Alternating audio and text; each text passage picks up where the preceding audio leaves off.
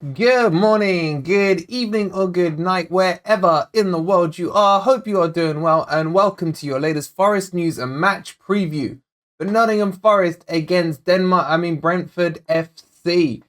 In today's video, we will be going through the injuries, we'll be going through the predicted team lineup I would like to see, and we'll talk about Brentford and where the game will be won and lost. Guys, I want to apologize for the last couple of days. I've been inundated at work and haven't been able to get a video out to you, so I do apologize. But we are back. We are back with a vengeance. So please do hit like on the video, subscribe to the channel if you are new.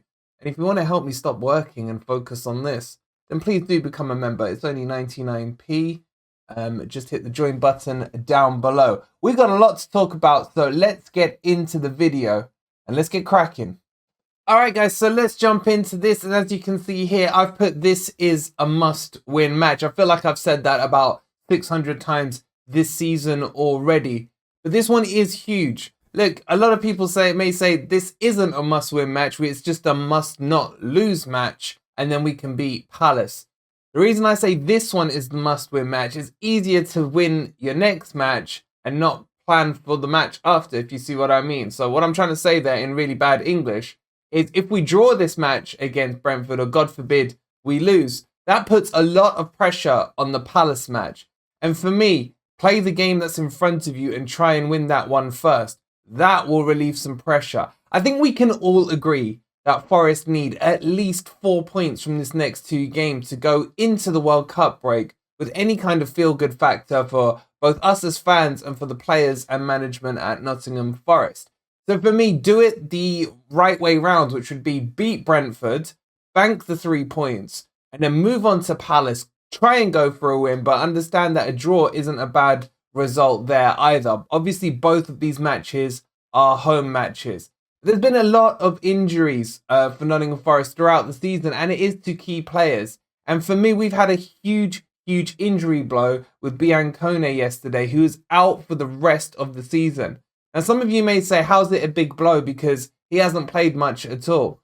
The problem is, we've wanted him to play as a fan base. We've wanted him to have a chance, and he probably would have got a chance at the very least in the Spurs game this midweek coming. With that gone, that's him done for the rest of the season. We may not see him until next season. And for me, that's a huge blow. Had he been given an opportunity in the next 3 games, we may have seen a great performance from him, and he could have somehow forced his way past the French embargo and into the starting 11. But that's done and we have to move on. We've still got injuries to other key players. Kate, God only knows where he is in terms of his fitness. Omar Richards is a lot closer, but we won't see him before the World Cup break. And there's 1 or 2 niggles on pointless players like Colback, for example. Outside of that, there is selection options for Cooper. But I'm starting to feel over the last 2 games that he has been itching to go back to a back 3. And I am completely against it. So let's get into the predicted lineup. Look, I'm basing this on nothing apart from the fact I just feel this is what he wants to go ahead and do. And hopefully I'm wrong. But let's bring the predicted team up. I really hope I'm wrong. But I just feel we may see this tomorrow. I think he may go back to McKenna, Cook, Worrell with Lodi and Aurier as the wing backs. And then go for that pairing of Freuler and Yates in the middle. That for me does not work at all. Freuler and Yates as a 2 get dominated in midfield. We saw it against, I think it was against Fulham, where they were paired, and in the Leicester match, if I'm not mistaken, and it just doesn't work. And it wasn't the Leicester match, actually. It was the Fulham match. And for me, if you're going to play Freuler, you've either got to play a 4-2-3-1 and play him in a deeper role there, or you play a 4-3-3 and put 3 players in the middle. Outside of that, I think Awoni will still get another run in the team as the main recognised number 9. And I don't think Jono is going to be getting much more bench time. I think Cooper's put him out for 2 games now. I think he brings him back into the team, be it in this formation or in the 4-3-3 formation. And then I think he will drop Jesse Lingard after the atrocious performance he had against Arsenal. Let's hope he doesn't even make the bench. Questions still need to be answered though. Where is Bidet? can Bidet please be stood up by management and allowed to enter the pitch? I just would not go with this team. If he does go with this team, I'm going to be pretty pissed, because this is a real opportunity for Forest to win the game. In terms of Gibbs White, I think he needs to be playing more central. He's obviously been shoved out on the wing in the last couple of games.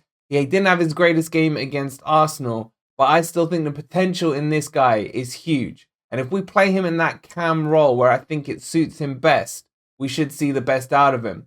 So the only silver lining for me is if we revert back to this formation, that we may see Gibbs White play centrally, which would be great. The most important thing, guys, though, isn't the formation, isn't the team selection, it's none of that, isn't how loud the crowd is going to be tomorrow.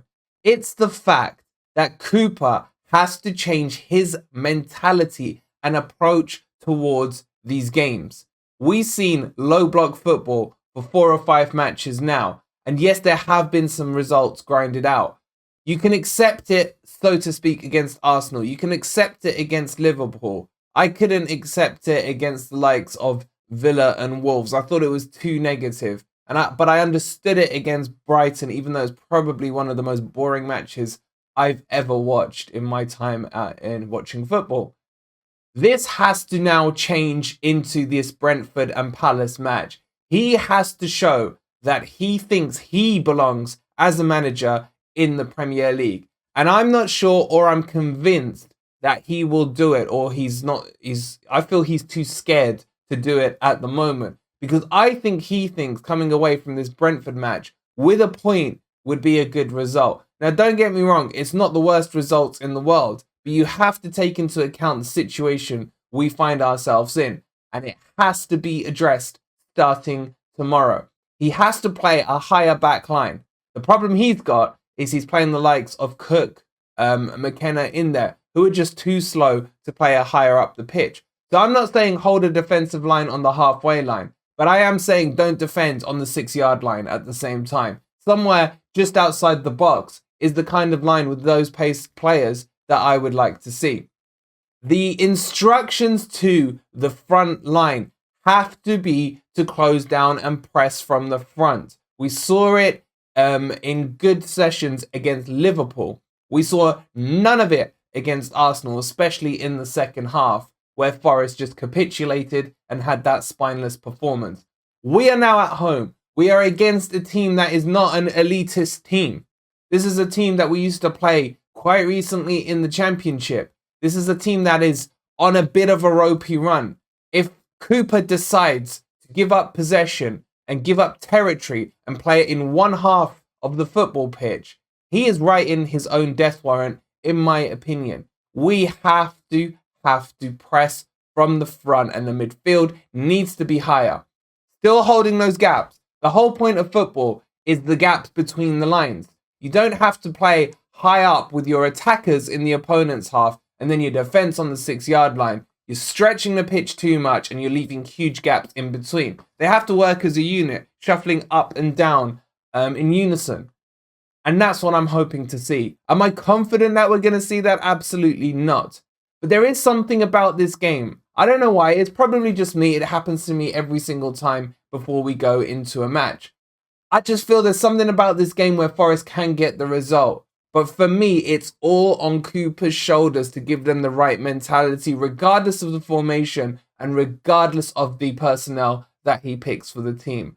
But don't get me wrong. If I see this team, I mean, luckily I'm going to the game, so I don't think I'll have a chance to tweet my anger. But this team would infuriate me because he's reverted back to the back three. And I just feel that if he doesn't do it in this game, he's going to do it very, very soon. I feel like he's itching to do it. I'm interested in your thoughts, though. Do you get that same impression, or am I just imagining things? Because he reverted to it in the Liverpool match and he reverted to it in the Arsenal match as well. Let me know. Do you want to see this back three back together or not in the comments down below? But let me quickly show you the team that I want to do, and I do want to mess around with the formation a little bit. This is the formation that I've been dying to see all season, and I don't think we're going to see it in this match, but I just want to quickly talk you through it and the personnel that I've put into it. As mentioned earlier, I think Gibbs White performs better in that cam position, and he also does track back to make that middle of the midfield a 3. He's very good at getting back and helping out. And for me, Freuler is the person I'm building this team around. Freuler in his national team at Switzerland plays in this formation alongside the likes of Xhaka, and it works extremely well, and he dominates from this position. It's imperative that we build the team around the best players and then fit in and fill in the holes, but also create a spine of a team. For me, the spine of this team would be the likes of Henderson, McKenna, Freuler, Mangala, Gibbs White, and Toney. That's the middle I'm looking at for that spine, and I think it's quite a solid spine to have. Maybe you could argue lately McKenna's been a little bit off and been found wanting a little with his distribution and passing and slowing the game down. And that's something we'll talk about in a second. More importantly than that, I am dying to see Dennis played from the start of a match in his correct position, which is out wide on the left. Look, he can do it on the right as well. And yes, in an emergency, he can play as a striker. But Cooper does not seem to understand Dennis's correct position. He's even been quoted as calling him, a number 9 or a striker up front, which Dennis is not. It is a debate we've had amongst ourselves with Forest fans, and I respect everyone's opinion. In fact, let me know down below.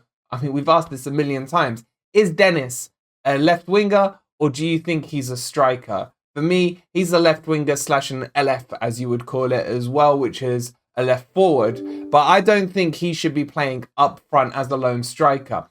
Toney is better at doing that.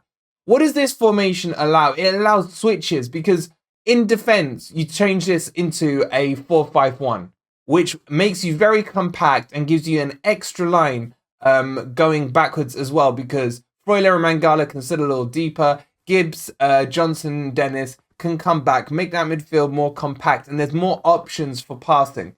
Then you have Toney stuck up against the Brentford defenders up front.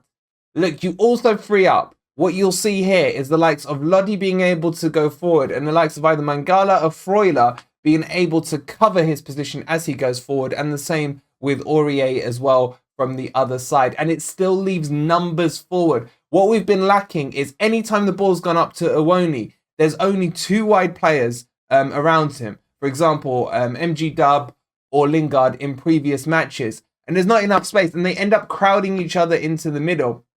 There's no outlet balls as well. So even if they were to do that now you'd have the option of Lodi and Aurier coming on the overlaps, with Freuler and Mangala filling in the holes, or only one of them going forward and the other one covering the running winger. So many options in that. Look, I'm not against the 4-3-3. I am against the 3 at the back. But if I had to pick and go back to my original videos from the start of the season, this is my choice of formation for Forest. I feel we have the personnel to fill this in, and I think it allows Freuler to dictate and control games a lot better. And you put Mangala next to him, you've got a hell of a combination there. Look, it's harsh on O'Brien. O'Brien would be the next person I'd try and squeeze into this team somewhere. Maybe if we take a lead 1-0 up, then I'd revert it into a 4-3-3, drop Johnson onto the bench, get Gibbs White out on the wide, and bring O'Brien in to lock it down with Freuler and Mangala. Something like that. I wouldn't be against starting that team either. For me, if I'll just quickly do it. If we were going to play a 4-3-3, this has to be the team for me. So in a 4-3-3, I've brought in O'Brien, I've dropped Johnson, I've put Gibbs White out on the right. Even though I don't think Gibbs White's best position is that right-hand side, I still think he operates it better than Jono because he tracks back a lot better. But that midfield 3 to me looks so good, and we haven't seen it once this season, and it's so frustrating to not have seen that trio play together. Then you got Dennis out on the left doing his trickery, his runs, his shots on goal. Yes, he needs to learn to pass the ball a bit better, but he's the only player I've seen this season who likes to drive, apart from MG Dub, at defenders and is not scared to do it. I'd be happy with this team. I'd prefer the team before, but with this team, at least O'Brien gets on, who I think's been one of our best players of the season. Tell me which one you prefer. Maybe you don't like any of them, and you've got your own opinions. And if you do like these formations, maybe you want to tweak the personnel. Some of you, no doubt, will want to bring Yates in. For me, Yates is too inconsistent when he starts. I would like to see him as an impact sub, maybe the last 20 minutes. If we're 1-0 down, He's the kind of player that can break into the box, maybe score a header, or at least make something happen in terms of breaking play up, etc. But for me, this is very close to our starting team, subject to injuries. If we had a fully fit team, the only other change I would make from this would be McKenna for Niakate. And for me, that's probably our strongest 11 currently. Let me know if you agree or disagree down below. Okay, so let's jump in and talk about Brentford. And Brentford are a bit of a weird team. I mean, the joke I said at the start about Denmark FC, kind of true. They have tried over the last year with Thomas Frank being Danish to build quite a Danish style team, but that's broken down a bit. But anyway, the point here is they tend to switch between a 4-3-3 and a 3-5-2. But when they play their 3-5-2, they literally do play 5 across the middle and really try to play a compact style that doesn't allow teams that much space in the middle of the park. However, Brentford have only won 3 games. With all the plaudits they've had this season, they haven't had the best of results. I think their last win was on the 14th of October. Let me just double check that. Yeah, and that was against Brighton, where they won 2-0 at home. Since then, they drew 0-0 with Chelsea. They got tonked by Villa 4-0. And they drew 1-1 with Wolves. But before that, they've shipped in 5 goals against Newcastle. They lost 3-0 to Arsenal. And they drew 0-0 with Bournemouth. Bournemouth 0-0. There's a surprise. So they've grounded out some draws. Only had 1 more win than Forest. But their main talisman is obviously this man right here, Ivan Toney. There's been a lot said about him this week. He's suspended for the Forest match, and the Forest fans are very happy and excited about it. And I don't blame them. I don't blame them, or I don't blame us, should I say. I should include myself in that statement. However, don't think that just because he's suspended, that this is going to be a lot easier. Brentford are a very well-coached team under Thomas Frank. I do rate him quite highly. I think he speaks very well in his pre- and post-match interviews, and I think his philosophy towards football is very good. I actually think he's a better manager than Steve Cooper. In terms of what he tends to do, is he will go for a 4-3-3 away at home, and away from home he switches to that 3-5-2. Or if it's a team at home that's like one of the big 6, for example, he tends to play with that 3-5-2 to really pack out that midfield. What I like about him is he understands that the battle of the midfield is where the football matches are won and lost, and he tends to juggle that balance. However, you could argue whenever he's gone for that 3 at the back, he has struggled to get results. It'll be interesting to see which formation he picks on Saturday, because if he's going for a 3 at the back away from home, then obviously he thinks highly of Forest. If we see him start in a 4-3-3, then that tells me he fancies the match.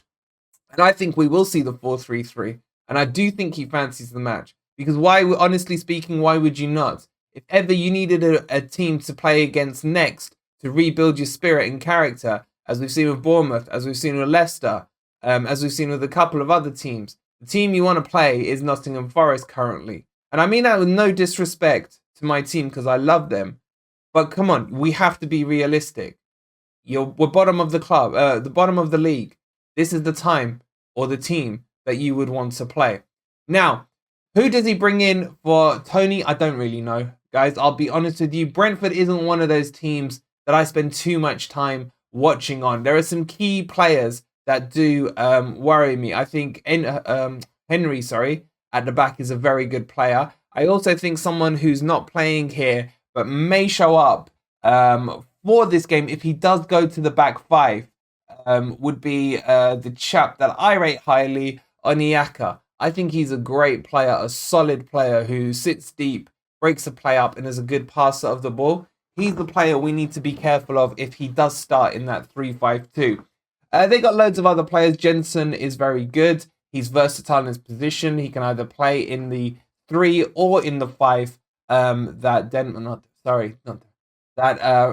Thomas Frank likes to do as well. And Ben Mee is a really good defender, and their keeper's not too bad either. They have a lot of pace with their wingers when they go into a 4-3-3. So that does worry me a little against the pace of our defence. But it's all about who goes up front for them to replace Toney. But we'll see what he does. We'll see what he does. I think they're going to come to this game and approach it in a positive manner and really try to get at Nottingham Forest, especially as we're coming off that humiliation against Arsenal. And I think what Thomas Frank will try and do is get an early goal in the first 20 minutes. If we can, we could be in for a hell of an entertaining match. If Steve Cooper's mindset as well is, let's get in at them in the first 20 minutes. We'll obviously have the crowd, we'll have the noise and the atmosphere. So we may, dare I say, be in for an entertaining game. What may happen, though, is if Brentford start to dominate possession, Forest will fall back and retreat into that cowardly low block where they stay in their own half. And that could spell disaster and danger for Forest. If we play like we played against Liverpool, where we get in at the players, make them uncomfortable from the front, press high up the pitch, use the correct personnel as well in the correct formation, we have a cracking chance at winning this game. And I think some key players for us are going to be the likes of Freuler. They're going to be the likes of Owoni. Can he use his physicality against those Brentford defenders? Overall, this is going to be a tight match. It's going to be battled in the midfield. If I was Thomas Frank, I probably would go for the 5 across the middle and outnumber Forest in there. We definitely struggle when we're outnumbered in there.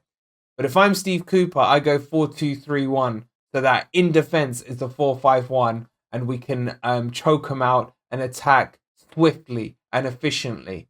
Which way am I calling this match? There's something about it. Look, at the start of this week, when I was angry with the Arsenal game, I thought Forest will get tonked by Brentford as well and probably by Palace. But Forest are Forest. When you think they're not going to win, they win. When you think they're going to win, they lose. I've got a feeling we may see some goals, guys. I really do. I think this could be like a 3-1-er. And I think it could go either way. Obviously, my heart's saying Forest 3-1.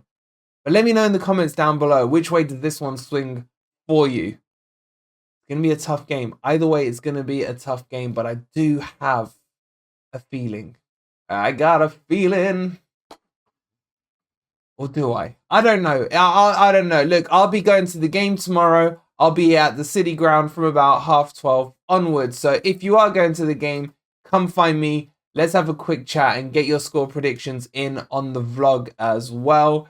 But the more I think about it, the more nervous I start to get. Also, we may run a little fan forum, pre-match fan forum tonight. So obviously there will be no watch along tomorrow. The next watch along will be for the Spurs game next week. But as soon as I get back from Nottingham and home, that evening, we of course will do the live player ratings. And then we'll squeeze another fan forum in as well. So plenty of content coming your way. Again, apologies for the last 2 days. But honestly, I've been snowed under at work. And there hasn't been any time for me to get anything done. But get your predictions in below. Come say hi to me and the rest of the guys tomorrow. I'll be sitting with Forest and in the Brian Clough stand, so it's going to be entertaining, no doubt, to say the least. We'll see you maybe tonight on a live stream to get us further in the mood and get your opinions on the game. And come on, you Reds.